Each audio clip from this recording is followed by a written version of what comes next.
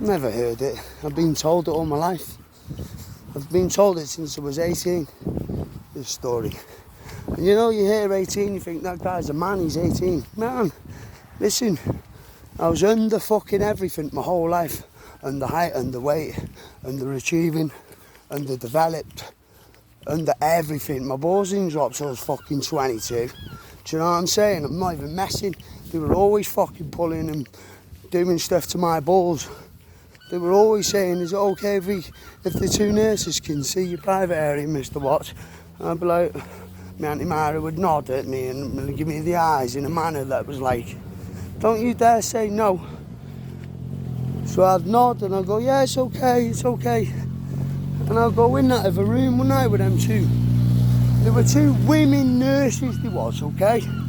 Right?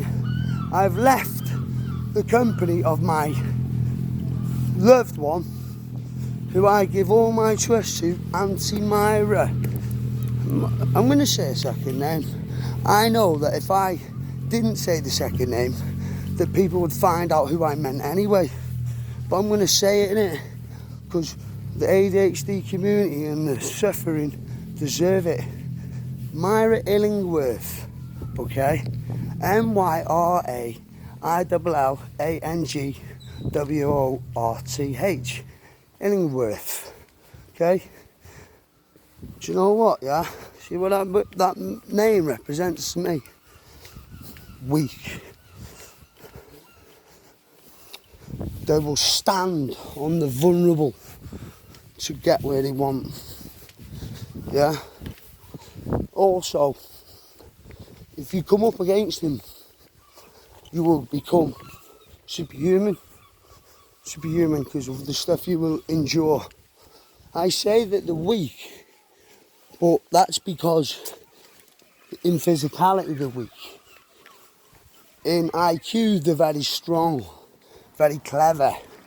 But to say that they've been on this planet 50 plus years and they haven't had to endure hardship and hold back like I have, that they're not so clever and the IQ isn't above mine. Right, listen to this story now. This applies mostly to Aunty Myra, and I know why. Because it's a mental battle between me and this lady. And I say lady because she gave me manners. And I'm feral, love. I'm feral. But you taught me this way. The way that's the worst way for you. This is the worst way for you.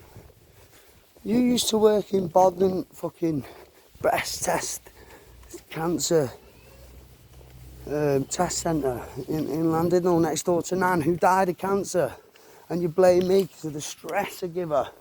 All the stress you give on Nan. Sandra comes in like, she's dead, right, she's dead. You know, I understand why Sandra did that.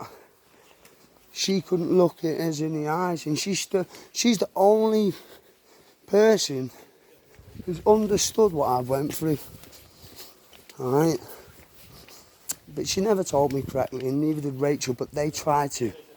But you see what it was? No matter what they think or anybody thinks, Aunty Carol, Aunty Sandra, all of them, Rachel, Mark, Phil, Steve, all the ones who I loved, who I give my whole heart, and we used to fight and play. We all had our moment. They all turned their back on me.